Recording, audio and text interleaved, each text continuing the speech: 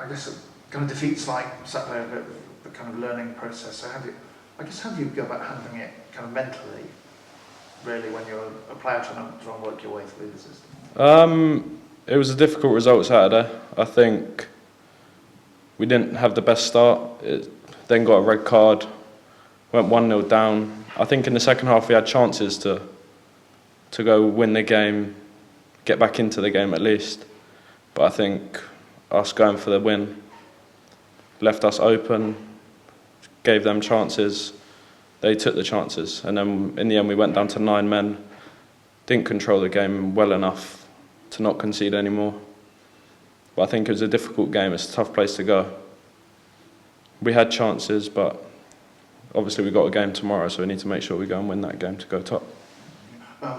Felt like you had two of the best chances, I think. Yeah, I think that's what I spoke about with the gaffer. I think getting myself into the right positions to get those opportunities. Like when the ball goes long to palms, to be in the right positions. That's what I'm trying to do more, obviously. Not scored yet, so trying to get my first goal. You're kind of talking up nicely in the assists column, so how much do you kind of focus on working on your delivery and getting it to a high standard? I think, obviously, it's one of my strengths. It's what I look to do. But you've got to be in the right position at the right time, and it comes from my teammates finding me. It comes from playing out. So, obviously, when I get the ball, that's what I look to try and do. But as long as we keep winning and scoring, that's the main thing. And the other thing that's very obvious watching you is the kind of your willingness to go and win the ball in the air, in particular, and trying to get sort of knockdowns. Is that the kind of talent you've always had, or is that something you've tried to develop, that other sort of physical side to your game? Physical side of the game, I've always loved to tackle from a young kid. But then heading, I've mainly noticed it in the last 2 years. I didn't really know I had it, but it's a strength of mine. I like doing it. And if that's how we can get out or help the team, then I've got to do it. But I enjoy it and would say it's one of my strengths.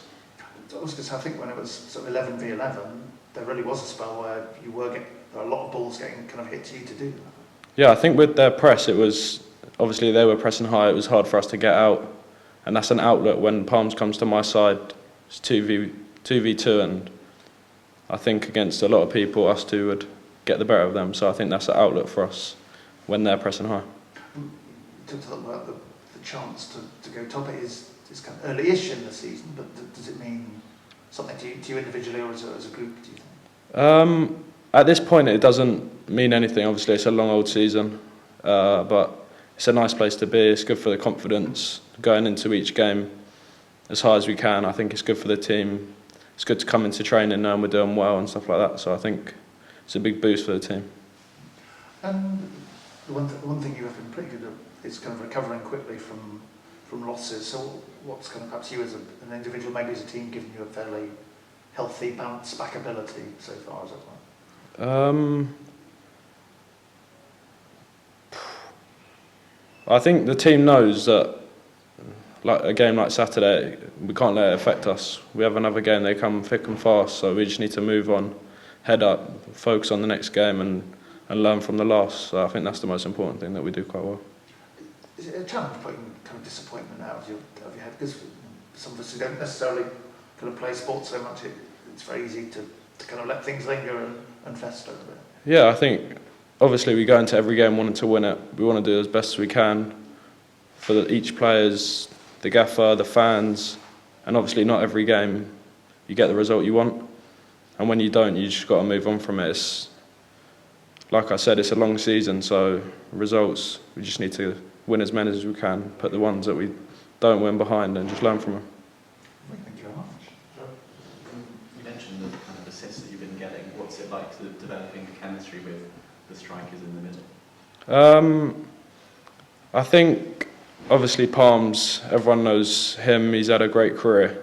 He's probably in the right position at the right time, majority of the time. So, same with Aaron Drennan. I think just put the balls in the right area for the strikers and they'll be there more times than not. So, I think that's what I look to do. Is that something you work on in training, so know where they're going to be? Yeah, we do work on it quite a lot. I think in training, it's difficult and a lot harder than in games, because when we're doing the crossing drills, the defenders are already there. Whereas in a game, it's more open, you get more time, more of an opportunity to find them. Another eye-catching thing about your performance has been the slide tackles.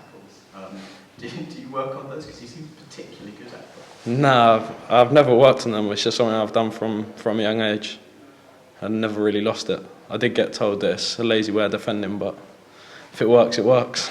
Yeah, and particularly when, because in modern football, often they'll just give a free kick when you slide in, but you seem to be able to do it without even touching the other player. Yeah, it's a unique skill, isn't it? But I wouldn't know how to explain it, how to do it, but I think it just comes natural.